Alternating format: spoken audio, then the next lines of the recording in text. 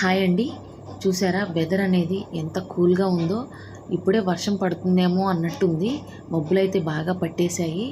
అందుకే ఈ సాయంత్రం ఇంత చల్లగా ఉంది కాబట్టి ఏం చేయాలని ఆలోచిస్తుంటే వేడివేడిగా టీ తాగి దాంతోపాటు వేడిగా పకోడీలు తింటే చాలా అంటే చాలా బాగుంటుంది.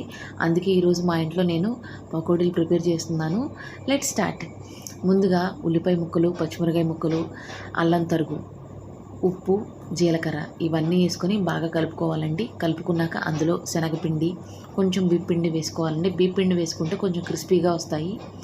ఇవన్నీ కలుపుకొని వాటర్ పోసుకొని మరీ జోరుగా కాదు, అలానే మరీ టైట్గా కాదు, మీడియంగా కలుపుకొని మనం పకోడీలు వేసుకుంటే చాలా అంటే చాలా బాగా వస్తాయండి.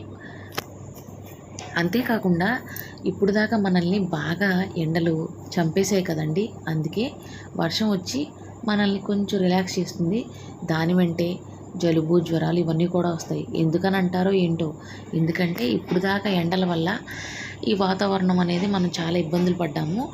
ఈ వర్షం వచ్చి చల్లబరిచింది కదా, దానివల్ల ఏమవుతుందంటే మన బాడీలో ఉన్న హీట్ అనేది బయటికి వస్తుందన్నమాట. అందుకే జలుబులు, జ్వరాలు వస్తూ ఉంటాయి. చిన్నపిల్లలకైతే మరీ ముఖ్యంగా ఎక్కువగా వస్తూ ఉంటాయి. అందుకే మనం చాలా జాగ్రత్తలు పాటించాలి.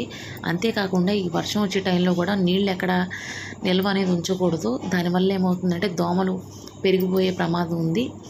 మనం పిల్లలు స్కూల్కి వెళ్తూ ఉంటారు కదా, అందరిలో ఒకళ్ళకి జలుబు కానీ జ్వరం కానీ వచ్చిందంటే అది ఈజీగా స్ప్రెడ్ అవుతుంది.